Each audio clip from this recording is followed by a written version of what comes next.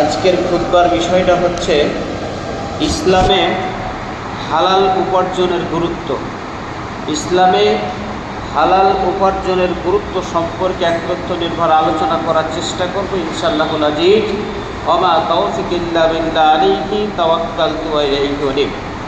সম্মানিত উপস্থিতি, ইসলাম এমন একটা জীবন ব্যবস্থা যেটা একেবারে যা কিছু প্রয়োজন একেবারে শুরু থেকে শেষ পর্যন্ত এমন কোনো জিনিস দেন নাই যেটা অসমাপ্ত রয়েছে, অর্থাৎ সব কিছু আল্লাহ তাআলা দিয়ে দিয়েছেন। আমরা আজকে জানার চেষ্টা করব ইবাদত কবুলের এক নাম্বার যেটা শর্ত বলা হয়েছে সেটা হচ্ছে হালাল রুজি।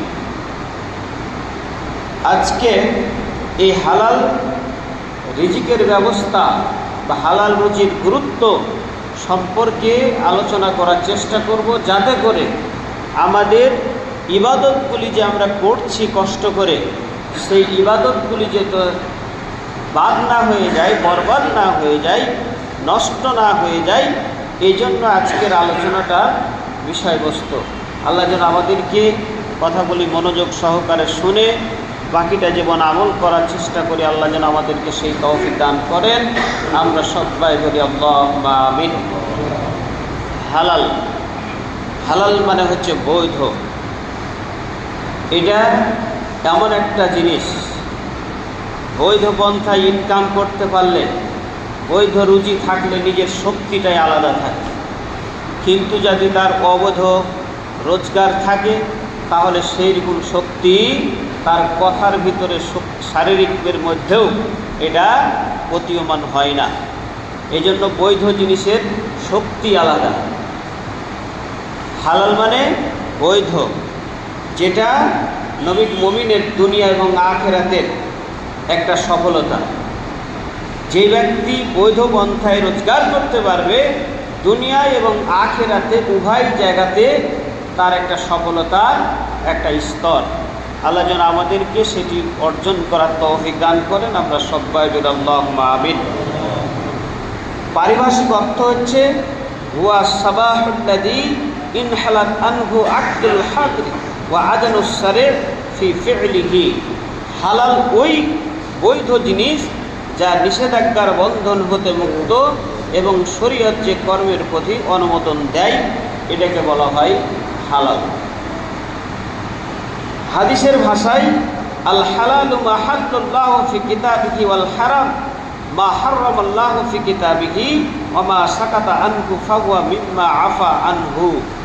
আল্লাহ তার কিতাবে যেইগুলি নির্ধারিত করে দিয়েছেন, যেগুলি হালাল সেগুলি হালাল হালাল, আর যেইগুলি হারাম বলে দিয়েছেন সেটা হচ্ছে হারাম।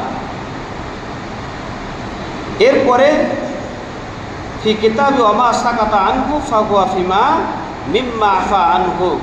আর যেইগুলি থেকে নবী করিম সাল্লাল্লাহু আলাইহি সাল্লাম চুপ থেকেছেন, এইগুলি থেকেও তোমাদের বেঁচে থাকা নিরাপদ, এবং সেইগুলি থেকে যদি তোমরা বিরত থাকো তাহলে সেইগুলি হালসা আল্লাহ ক্ষমা করবেন।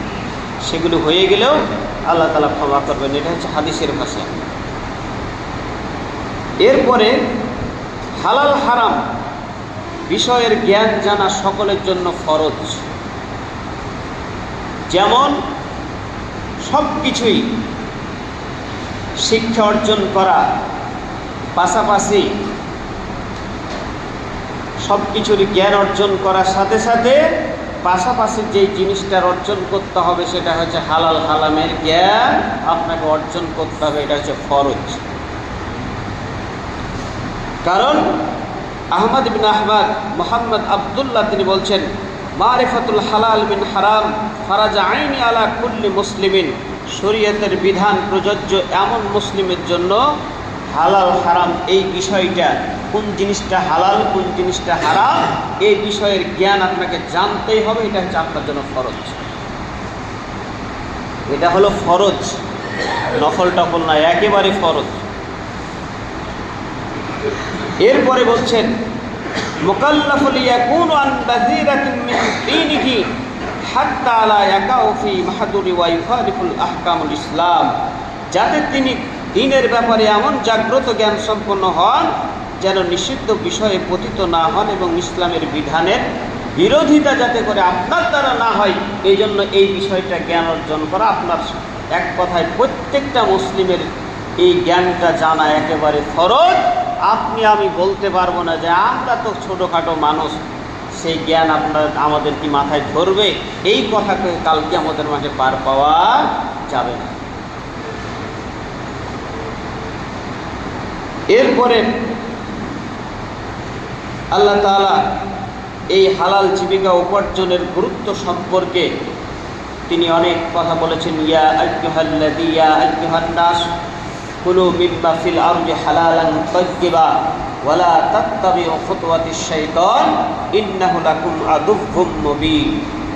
আল্লাহ তাআলা, হে পৃথিবীর মানুষ, এখানে মুমিনদেরকে খাস করে তিনি ডাকেন নাই, পৃথিবীর সব মানুষকে তিনি ডাক দিয়েছেন। ইয়া আইয়ুহান নাস, হে পৃথিবীর মানুষ, সেটা হিন্দু হোক আর হচ্ছে খ্রিস্টান হোক আর ইহুদি হোক, মুনাফিক হোক কাফের হোক, যেই যাই হোক, ওই মানুষ হলে পৃথিবীর সব মানুষকে আল্লাহ তাআলা ডাক দিচ্ছেন ইয়া আইয়ুহান নাস।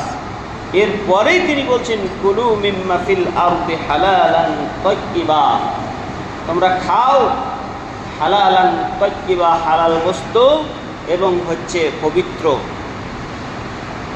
এখানে দুইটা কথা বলা হয়েছে, হালাল এবং হচ্ছে তাইয়্যিব, এই দুইটা কথা বলা হয়েছে।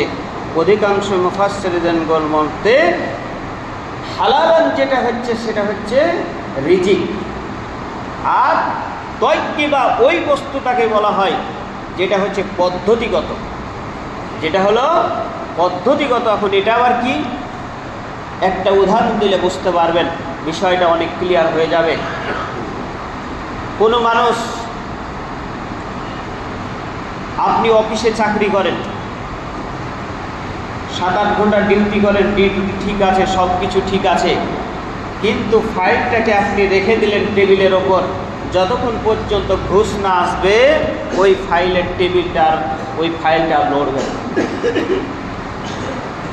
চাকরি করছেন ঠিকভাবে, 8 ঘন্টায় ডিউটি করছেন, সবই করছেন, কিন্তু ওই যে ঘুষ ছাড়া টেবিল থেকে আর ফাইল লড়ে না, এর নাম হালাল হতে পারে না, এটা হচ্ছে হারাম,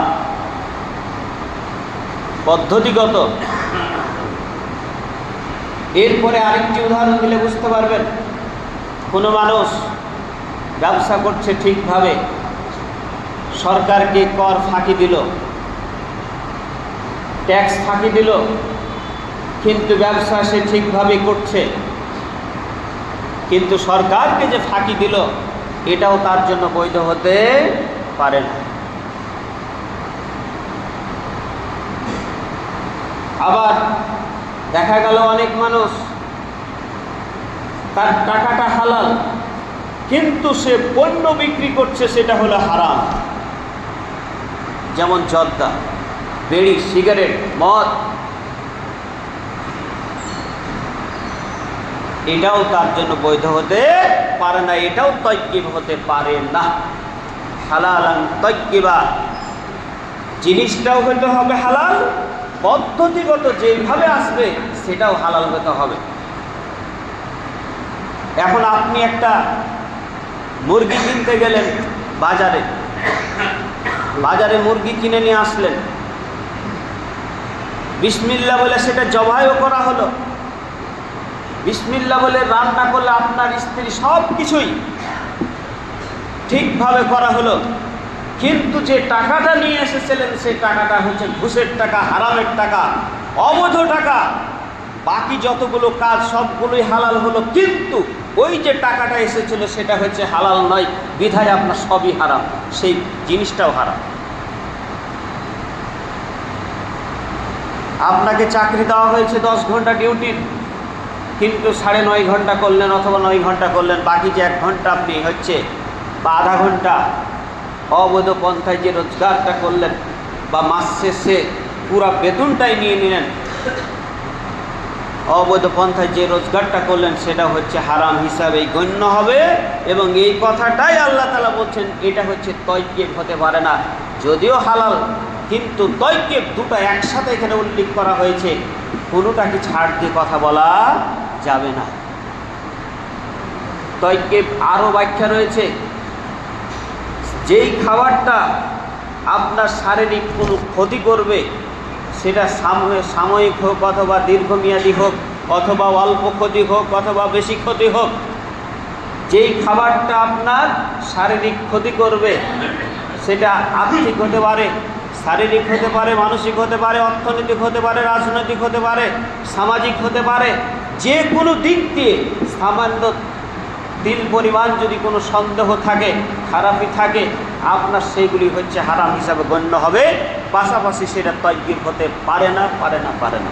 এটা আমার কথা নয়, আমি বলি নাই, আমার কথা। তাফসিরে দেখলেই কথাগুলো পেয়ে যাবেন। তয়্যিব ওই খাদ্যটাকে বলা হয় যেই খাদ্যটা আপনার শারীরিক কোনো ক্ষতি করবে। এখন আমি আপনি চিন্তা করি, যারা সিগারেট খান, জর্দা খান, পান খান, একেবারে এই কথার দ্বারা জীবনে কোনোদিন এই তয়্যিব হতে পারবে না। সিগারেটের দ্বারাও ক্ষতি হয়, জর্দা দ্বারাও ক্ষতি হয়, এই খাদ্য কোনোদিন তয়্যিব হতে পারে না। আল্লাহ তাআলা আমাদের সকলকে, ইহুদি, খ্রিস্টান, মুসলিম, মুমিন, যত পৃথিবীতে মানুষ আছে সকলকেই ডাক দিয়ে যেই কথাটা বলছেন, ইয়া আইয়ুহান নাস, হে পৃথিবীর মানুষ, কুলু, তোমরা খাও, হালালান তয়্যিবা, যেই বস্তুটা হালাল এবং পদ্ধতিগত হালাল, সেই জিনিসটা তোমরা খাও।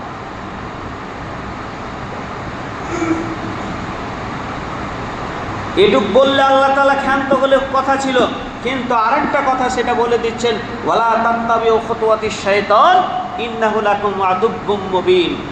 এই পৃথিবীর মানুষ, তোমরা শুনে রাখো, শয়তান তোমাদের প্রকাশ্য শত্রু। তোমরা শয়তানের অনুসরণ করিও না, শয়তানের অনুসরণ করিও না। এখানে নিষেধ করা হয়েছে। কেন করা হয়েছে? শয়তান আপনাকে বিভিন্নভাবে পন্থা অশ্বাসা দিতে থাকবে। আজকে তো হেড শিক্ষক নাই, বাড়ি চলে যায়, সে আর তো জানতে পারবে না।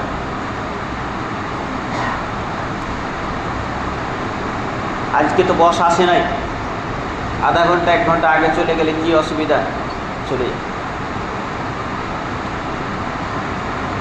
এরপরে আরও যে যে পেশার সাথে জড়িত রয়েছেন, শুধু আমি কয়েকটা কথা বললাম, এখান থেকে আমাদেরকে শিক্ষা নিতে হবে। আল্লাহ তাআলা বলে দিচ্ছেন যে হালালান তয়্যিবা, তোমরা এটা গ্রহণ করো, পাশাপাশি যেটা কাজ করবে সেটা হচ্ছে শয়তানের অনুসরণ করিও না। শয়তান তোমাকে চায়, শয়তান জানে যে মুসলিমরা হারাম যেটা বলে দেওয়া হয়েছে সরাসরি সেটা গ্রহণ করবে না। কী করতে হবে? পন্থা ঘুরিয়ে। বলছে চা খাওয়ার লাগে 1 লাখ 2 লাখ টাকা লাগে, 4-5 লাখ টাকা শুধু খালি চা খাওয়ার জন্যই লাগে। আর আরেকটু যদি ভারী খাবার হয় তাহলে তো 5, 6, 7, 8 লাখ টাকা লাগে। টেবিলের ড্রয়ার খুলে দেয় যে এখানে রেখে দাও, আমি হাতে দিব না,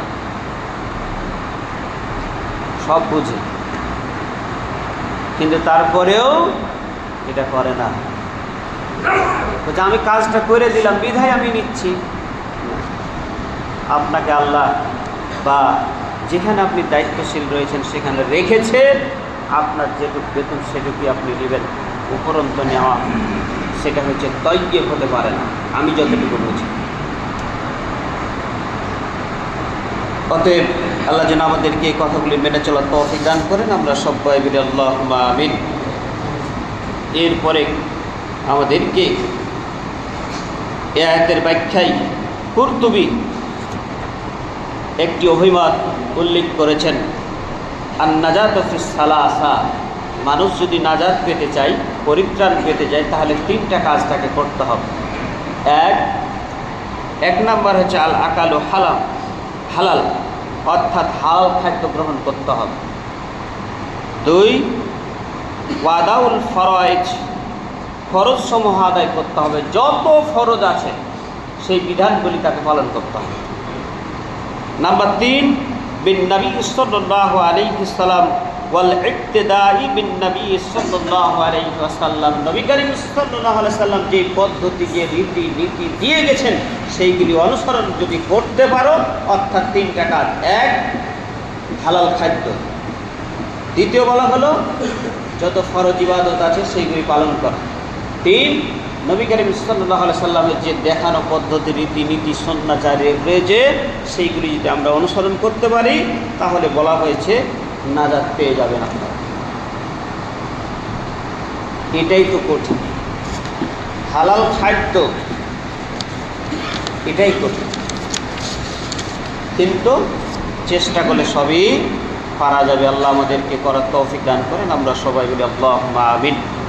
এরপরে সাঈদ ইবনে ইয়াজিদ তিনি বলছেন, আল খামসু খিসালুন বিহা নিয়ামুল ইলমে, 5টি গুণে ইলমের পূর্ণতা রয়েছে।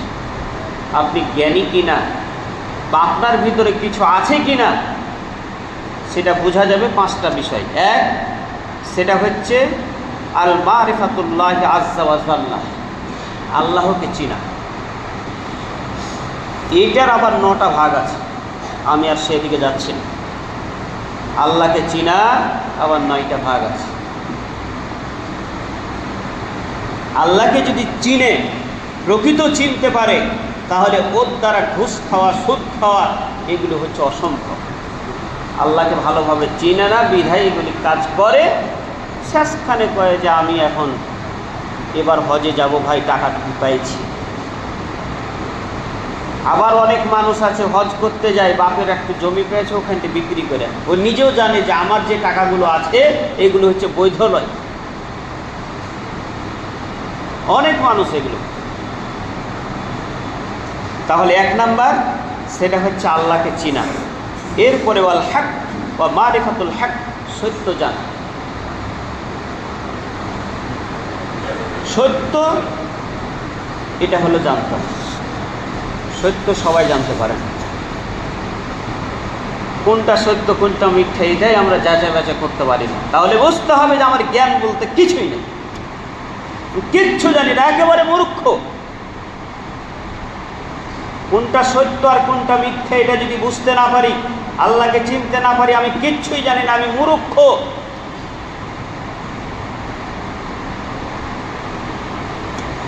এরপরে 3য় নাম্বার যেটা, সেটা হচ্ছে ওয়াল ইখলাসুল আমালুল্লাহ, আল্লাহর জন্য ইখলাসপূর্ণ আমল করা। যে কাজটাই করব আল্লাহর জন্য করব, একমাত্র আল্লাহকে খুশি করার জন্যই সে কাজটা হতে হবে। যদি হয় আলহামদুলিল্লাহ। 4 নাম্বার হচ্ছে ওয়াল আমালু আলা সুন্নাহ, নবী করিম সাল্লাল্লাহু আলাইহি সাল্লামের সুন্নাহ পদ্ধতি অনুযায়ী সমস্ত কাজকর্ম করা। এরপরে 6 নাম্বার হচ্ছে আকালুল হালাল, এবং হচ্ছে হালাল খাদ্য খাওয়া। 5 নাম্বার হচ্ছে ফাইন কাদাম তাওয়াহদাহু লাম ইয়ারফাউ আমালুন, অর্থাৎ হালাল খাদ্য গ্রহণ করা। আর এর মধ্যে যদি একটা অনুপস্থিত হয়ে যায় তাহলে সব কিছুই বাতিল, সব কিছুই নষ্ট হয়ে যাবে, অর্থাৎ আল্লাহ তাআলা আপনার আমল কবুল করবেন। তাহলে কতখানি গুরুত্বপূর্ণ আজকে যে বিষয়টি, সেটা হচ্ছে হালাল রুজি। 5টার ভিতরে এটা একটা। আর এই 5টা থাকলে আপনি জ্ঞানী ব্যক্তি। আর যদি এই 5টা না থাকে তাহলে আপনি হচ্ছে মূর্খ, গণ্ড মূর্খ, একেবারে মূর্খ, কিচ্ছুই জানেন না, আপনার দ্বারা কিছুই হবে না। আপনি হচ্ছে একজন অপদার্থ, আপনাকে দ্বারা সমাজের কিছুই হবে না। এখন আমি আপনি যদি বসে থাকি তাহলে চলবে না, জ্ঞান অর্জন করতে হবে। সর্বপ্রথম যেটা ফরজ করা হয়েছে সেটা হচ্ছে জ্ঞান অর্জন।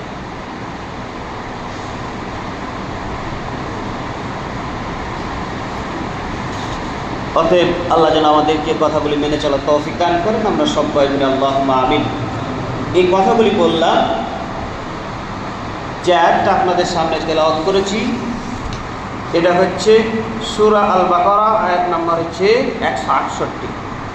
2 নম্বর সূরা আল বাকারা, আয়াত নাম্বার হচ্ছে 168। এই আয়াতে যদি আমরা তাফসীর দেখি, আমি যে কথাগুলো এতক্ষণ ধরে বললাম আপনাদেরকে, এই কথাগুলো ইনশাআল্লাহ পেয়ে যাবেন। আল্লাহ যেন আমাদেরকে আমল করার তৌফিক দান করেন। আমরা সবাই বলি আল্লাহুম্মা আমিন।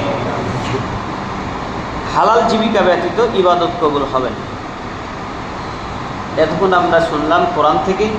এখন নবী করিম সাল্লাল্লাহু আলাইহি সাল্লাম যে কথাগুলি বলে গেছেন, হালাল রিজিক ভক্ষণ করা ছাড়া আল্লাহ তাআলা ইবাদত কবুল করেন না। নবী করিম সাল্লাল্লাহু আলাইহি সাল্লাম বলছেন, লা ইয়াদখুলুল জান্নাতা লাহমা নাবাতা মিনাল সুহুতি ওয়া কুল্লু লাহমিন নাবাতা মিনাস সুহুতি কানাতিন নারু উলি বিহি।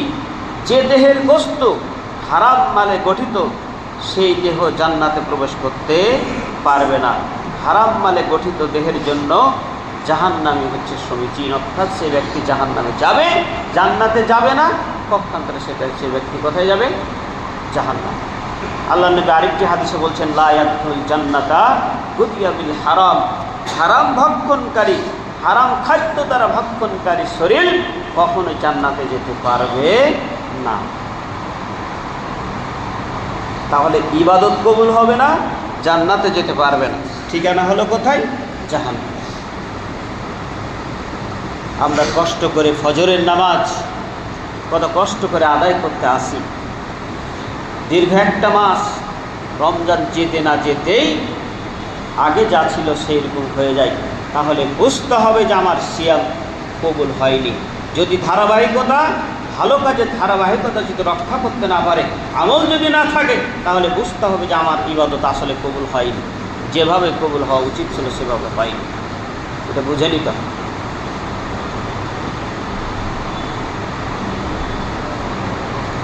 এরপরে হালাল জীবিকা অর্জনের উপায় কিভাবে আপনি অর্জন করবেন। হালাল জীবিকা অর্জন করতেই হবে, উপায় নেই। নবী করিম সাল্লাল্লাহু আলাইহি সাল্লাম এবং অন্যান্য যত নবীগণ ছিলেন তারা হালাল জীবিকা বেছে নিয়েছেন। তারা চাইলে আল্লাহর কাছ থেকে চেয়ে নিতে পারতেন যে আল্লাহ তুমি আমাকে যতদিন আমি বেঁচে থাকবো ততদিনের খাবার তুমি আমাকে দিয়ে দাও। চাইলে আল্লাহ দিয়ে দিত, কিন্তু তারা চান না। তারা সকলেই বৈধ রুজির একটা ব্যবস্থা করেছেন, প্রত্যেক নবী। যেমন হযরত আদম আলাইহিস সালাম কি ছিলেন? কৃষক ছিলেন, কৃষক, কৃষিকাজ করতেন। এখন হালাল জীবিকা কিভাবে অর্জন করবেন তার উপায় এক নাম্বার হচ্ছে তাকওয়া অর্জন ও পরকালীন জবাবদিহিতার ভয়। কিভাবে অর্জন করতে পারবেন? এক নাম্বার হচ্ছে তাকওয়া, অর্থাৎ আল্লাহর ভয়, তাকওয়াল্লাহ, আল্লাহর ভয়। এবং পরকালে যে জবাবদিহি করতে হবে, এই জ্ঞানটা, এই মনটা নিয়ে আসতে হবে মনের ভিতরে। আমাদের এটাই বড় অভাব। আল্লাহর প্রতি সেরকম ভয় থাকে না। সিসি ক্যামেরা থাকলে একরকম কাজ করে, সিসি ক্যামেরা না থাকলে আরেক রকম কাজ করে। কিন্তু ওইটাই যদি আল্লাহর ভয় থাকতো, সিসি ক্যামেরা 500টাও যদি লাগা থাকতো, তবুও তার কোনো পরোয়া করতো না। আমাকে জবাবদিহি করতে হবে কোথায়? আল্লাহর কাছে। আমি ঠিকভাবে কাজ করি। এগুলি ব্যাখ্যা করলে অনেক সময় লাগবে। আমি সংক্ষেপে সেই কথাগুলি বলেই আজকের আলোচনা শেষ করার চেষ্টা করব। আল্লাহ যেন আমাদেরকে সেগুলি বোঝার তৌফিক দান করেন। আমরা সবাই বলি আল্লাহুম্মা আমিন। এরপরে হালাল জীবিকার ওপর তুষ্ট থাকা। হালাল যদি কমও হয়, সেটার উপর যদি সন্তুষ্ট থাকে মানুষ, তাহলে সেটাই পরকালীন তার একটা পাথিও হবে। কিন্তু যদি তুষ্ট না থাকে, পাশের জনকে বলছে যে সে কত তোমার সমানই চাকরি করে, একই রকম চাকরি করে, তার 4তলা 5তলা বিল্ডিং হলো আর তোমার একতলাই হলো না। এইভাবে অনেক স্ত্রী আছে, স্বামীদেরকে এইভাবে বলতে থাকে। স্বামীও তখন চিন্তা করে, তাই তো আমি তো কবে মরে যাব, তোমাদের একটা ভালো ব্যবস্থা করে যদি না যেতে পারি। তখন শুরু করে দিলে সে অবৈধ পন্থায় রোজগার করতে করতে করতে করতে এমন এক পর্যায়ে চলে যায়, সে আর হালাল হারামে তওবা করে না। এরপর ইদ কুন্না ফিকা আলাইকা মা ফাতাকা মিনাদ দুনিয়া হিফজুল আমানাতি ওয়া সিদকুল হাদিসি ওয়া হাসনুল খালিকাতিন ওয়া ইফাতু মিন তুআমাতিন। অর্থাৎ 4টা জিনিস যদি তোমার থাকে, তাহলে বাকি আর যদি নাও থাকে, কিচ্ছু যদি না থাকে, তুমি মনে করে যে তুমি হচ্ছে সফলতার মধ্যে রয়েছে। নাম্বার ওয়ান, এক নাম্বার হচ্ছে ফালা আলাইকা মা ফাতাকা মিনাদ দুনিয়া হিফজুল আমানাত, অর্থাৎ এক নাম্বার হচ্ছে আমানত রক্ষা করা। যদি এটা থাকে তাহলে আর কিছু থাক বা না থাক, তুমি মনে করো যে আমি সব কিছু আমার ভিতরে আছে। আজকে আমানতের রক্ষা নেই। আমানত রাখা হলেই সে মনে করে যে আমার কাছেই তো আছে, আমারই তো সব, আমি যেভাবে খুশি সেভাবেই ব্যয় করব, কোনো চিন্তা করে। দুই, ওয়াসিদকুল হাদিস, সত্য কথা বলা। আজকে সত্য বড়র অভাব, সত্য মানুষ পাওয়া অভাব। আজকে সত্য মানুষের খোঁজ পাওয়া যায় না। কোর্ট কাচারি, সেখানে মিথ্যা ছাড়া কোর্ট চলে না। আজকে কাউকে ফাঁসাতে গিয়ে দেখা যায় যে সত্য কথা বললে তো তাকে ফাঁসানো যাবে না, দিয়ে একটা মিথ্যা কথা বলে দিই, পরে আল্লাহর কাছে মাপ চেয়ে নিই। এখানে বেঁচে গেলেও পরকালে বাঁচতে পারবেন না। তিন, ওয়া হুসনুল খলিকাতিন, অর্থাৎ সুন্দর চরিত্র। আজকে পৃথিবীতে তাকিয়ে দেখেন, সমাজের দিকে তাকিয়ে দেখেন, যে যার যার মতো সে সেভাবে চলছে। কার্যের চরিত্র ভালো আর কার্যের খারাপ কোনো কিছু তোয়াক্কা করা যায় না। সুন্দর চরিত্র, ভালো চরিত্র, সবচেয়ে বড় দামি একটা জিনিস হচ্ছে সুন্দর চরিত্র। যার চরিত্র ভালো তার সবই ভালো, আর যার চরিত্র খারাপ তার সবই খারাপ। নাম্বার চার, ওয়া ইফাতুন মিন তু'মাতিন, অর্থাৎ হালাল খাদ্য গ্রহণ করা। নবী বলছেন এই চারটা জিনিস যদি তোমার ভিতরে থাকে তাহলে মনে করবে যে তুমি হচ্ছে সবচাইতে পৃথিবীর ধনী ব্যক্তি এবং সবচাইতে সম্মানিত ব্যক্তি। তুমি এই চারটা বৈশিষ্ট্য থাকবে। মানে আমি আপনি একবার চিন্তা করে দেখি এই চারটা আমাদের ভিতরে আছে কি? আমানত রক্ষা করা, সত্য কথা বলা, আর হচ্ছে ভালো চরিত্র, আর হালাল খাদ্য গ্রহণ। এই চারটাই যদি থাকে তাহলে সোনায় সোহাগা, আর না থাকলে কপাল পোড়া। এরপরে মুসলিম ওয়াক্তাফি, মুসলিম অল্পে তুষ্ট থাকবে ও তাকে যথেষ্ট মনে করবে এবং হালাল উপার্জনের মাধ্যমে হারাম থেকে নিজেকে বিরত রাখবে। এটা হচ্ছে মুসলিমের একটা গুণ। অল্প জিনিসে সে তুষ্ট থাকবে এবং সে হালাল হারাম এটা বিবেচনা করেই সে সম্পদ অর্জন করবে, অন্য কিছু করবে না। এরপরে তিন নাম্বার হচ্ছে আল্লাহ তাআলার প্রদত্ত বন্টনের প্রতি সন্তুষ্ট থাকা। কেউ হচ্ছে ধনী, দুই ভাইয়ের মধ্যে একজন ধনী একজন গরিব। এখন মনে মনে এটা ভাবা যাবে না যে আল্লাহ তাকে ধনী করেছেন আর আমাকে গরিব করেছেন, আল্লাহ নিশ্চয় আমার প্রতি কি অবিচার করেছেন।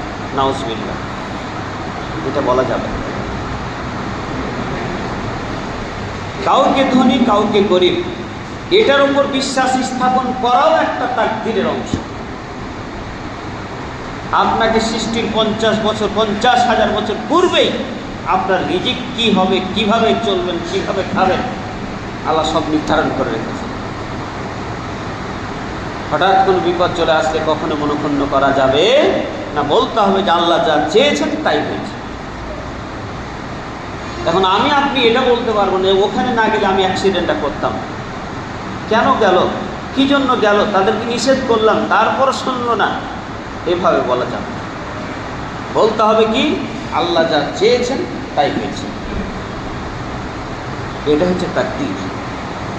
এটাও বিশ্বাস স্থাপন করতে হবে যে আল্লাহ আমাকে এইভাবেই এতটুকু রিজিক রেখেছেন, এটাতে সন্তুষ্ট এবং আল্লাহর কাছে এটা নিয়েই জবাবদিহি যাতে করতে পারে। সম্পদ যার যত বেশি হবে তার তত পরকালীন কষ্ট রয়েছে। কারণ 5টা প্রশ্নের উত্তর যতক্ষণ মানুষ না দিতে পারবে সেই একটা কদমও সামনে ফেলতে পারবে। তার ভিতরে একটা হচ্ছে হালাল রিজিক বা হালাল অন্বেষণ করা। কোন পথে অর্জন করেছেন আর কোন পথে ব্যয় করেছেন, এই দুটা প্রশ্ন, আরও তিনটা রয়েছে।